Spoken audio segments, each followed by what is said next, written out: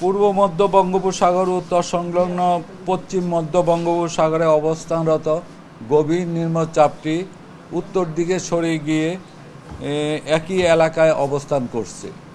এটি আজ 25 মে 2024 চট্টগ্রাম সমুদ্র বন্দর থেকে 500 কিলোমিটার দক্ষিণ পশ্চিমে, কক্সবাজার সমুদ্র বন্দর থেকে 435 কিলোমিটার দক্ষিণ পশ্চিমে, মংলা সমুদ্র বন্দর থেকে 475 কিলোমিটার দক্ষিণে এবং পায়রা সমুদ্র বন্দর থেকে 425 কিলোমিটার দক্ষিণে অবস্থান করছিল।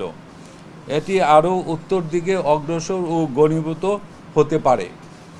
গভীর নিম্নচাপের প্রভাবে উত্তর বঙ্গোপসাগর এলাকায় গভীর সঞ্চালনশীল মেঘমালার সৃষ্টি অব্যাহত রয়েছে। এর প্রভাবে উত্তর বঙ্গোপসাগর ও তৎসংলগ্ন বাংলাদেশের উপকূলীয় এলাকায় এবং সমুদ্র বন্দরসমূহের উপর দিয়ে জোরো হাওয়া বয়ে যেতে পারে।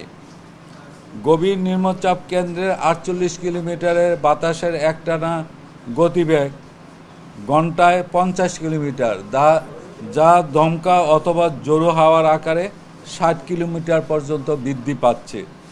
গভীর নিম্নচাপ কেন্দ্রের নিকটবর্তী এলাকায় সাগর উত্তাল রয়েছে। চট্টগ্রাম, কক্সবাজার, মংলা এবং পায়রা সমুদ্র বন্দরসমূহকে 1 নম্বর দূরবর্তী সতর্ক সংকেত নামিয়ে তার পরিবর্তে 3 নম্বর স্থানীয় সতর্ক সংকেত, আমি আবার বলছি 3 নম্বর স্থানীয় সতর্ক সংকেত দেখাতে বলা হয়েছে। উত্তর বঙ্গোপসাগর ও গভীর সমুদ্রে অবস্থানরত সকল মাছ ধরার নৌকা ও ট্রলারসমূহকে অতি দ্রুত নিরাপদ আশ্রয়ে যেতে বলা হয়েছে।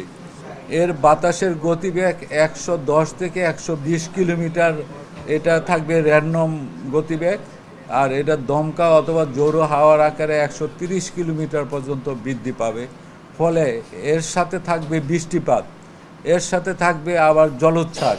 সুতরাং ইম্প্যাক্টটা এক্ষেত্রে আপনার একটা ডিভাস্টেশন হবেই, যে সমস্ত এলাকার উপর দিয়ে এই ঝড়টি অতিক্রম করবে।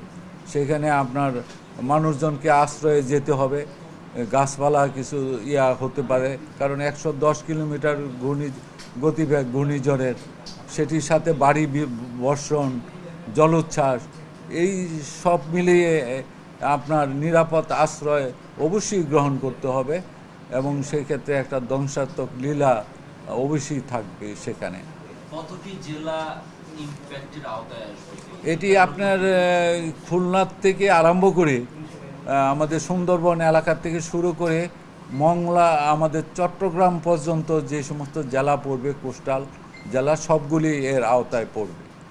সুতরাং এখানে সাতক্ষীরা, খুলনা, বাগেরহাট, বরিশাল, পটুয়াখালী, নোয়াখালী, এই সমস্ত জেলা তো অবশ্যই পড়বে এর আওতায়।